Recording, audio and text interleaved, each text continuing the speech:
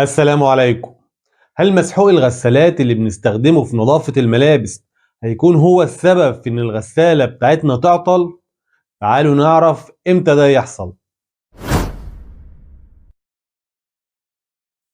أيوة فعلا، المسحوق اللي بنستخدمه عشان ينظف الملابس ويفيدنا ممكن يكون هو نفسه السبب اللي يخلي الغسالة تعطل وتحتاج صيانة.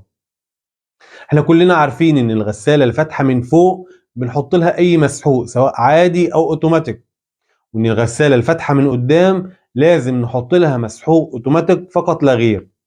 طب احنا الغسالة اللي بنستخدمها المسحوق بتاعها غالي وعاوزين نحط للغسالة الفاتحة من قدام الأمامية مسحوق عادي مش اوتوماتيك.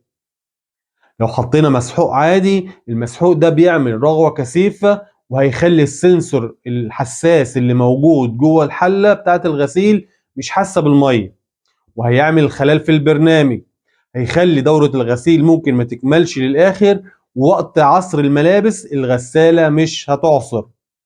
أما السنسور بتاع الغسالة الفتحة من فوق موجود في الحلة من تحت، سواء حطينا مسحوق عادي أو أوتوماتيك أو رغوة كبيرة أو رغوة قليلة مش هيأثر على السنسور بتاع الغسالة. علشان كده لازم الفتحة من قدام الأمامية نحط لها مسحوق أوتوماتيك عشان ما يأثرش على السنسور ولا على الغسيل، والفتحة من فوق ممكن نحط لها أي مسحوق حسب راحتنا. احنا عاملين لحضراتكم قبل كده اكتر من فيديو عن المسحوق والغسالات والفتحة من فوق والغسالة الفتحة الأمامية بالتفصيل الممل. هنسيب لحضراتكم اللينك بتاعهم في أول تعليق أو في صندوق الوصف، علشان لو حضراتكم عاوزين تشوفوا المزيد من المعلومات ممكن ترجعوا للفيديوهات دي. ما تحرموناش من اللايك والكومنت والتعليقات الحلوة بتاعتكم والشير. نتمنى نكون ضفنا لكم معلومة سريعة.